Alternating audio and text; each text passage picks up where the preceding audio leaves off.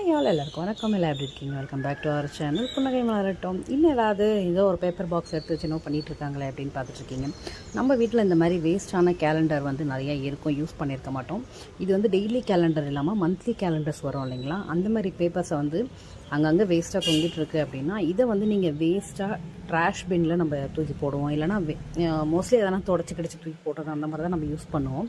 But இப்போ வந்து நம்ம இது யூஸ்ஃபுல்லாக ஒரு ஹேக் வந்து டிஐஒயாக ரெடி பண்ணி வச்சிட்டோன்னா நம்மளுக்கு கிச்சன்லேயா இருக்கட்டும், இல்லை வேறு நிறைய திங்ஸ்க்கு, ஸ்கூல் சப்ளைஸ்க்கு பசங்க உட்காந்து எழுத உட்காடுறாங்க அப்படின்னும் போது ஷார்ப் பண்ணி ஷார்ப்னரோட வேஸ்ட்டெல்லாம் போடுறதுக்கு அந்த மாதிரி நிறைய இதுக்கு வந்து யூஸ் ஆகும். ஸோ அதனால் வந்து இப்போ நான் பேப்பர் பேக் வந்து ரெடி பண்ணிகிட்ருக்கேன். பேப்பர் ட்ராஷ் பின் தான் ரெடி பண்ணிகிட்ருக்கேன்.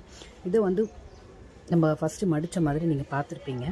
வேர்ட்டிக்கலாகவும் அண்டு பாக்ஸ் டைப்லேயும் குறுக்கவும் நெடுக்கவும் சொல்லுவாங்க இல்லைங்களா? அந்த இதில் வந்து நம்ம ஹாரிசான்டலாகவும் நம்ம மடிச்சிட்டோம் அப்படின்னா அதுக்கப்புறமா ஒரு ட்ரையாங்கிள் மாதிரி மடிச்சுட்டு கப்பல் செய்கிறதுக்குலாம் மடிப்போம் இல்லையா?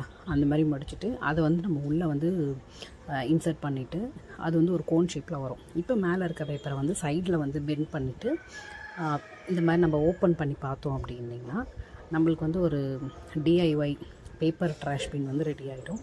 இதில் வந்து நீங்கள் கொஞ்சம் பெருசாகவும் செஞ்சுக்கலாம், சின்னதாகவும் செஞ்சுக்கலாம். உங்களுக்கு எந்தெந்த சைஸ் வேணுமோ அந்த மாதிரி செஞ்சுக்கலாம். பட் இந்த சைஸ் பர்ஃபெக்டாக இருக்கும் அப்படின்னு தோணுது. நான் வந்து இப்போ பாருங்கள் 2 சைஸஸில் வந்து செஞ்சு வச்சுருக்கேன். இதெல்லாம் குட்டி குட்டி கொஞ்சம் பெரிய சைஸஸும் இருக்குது.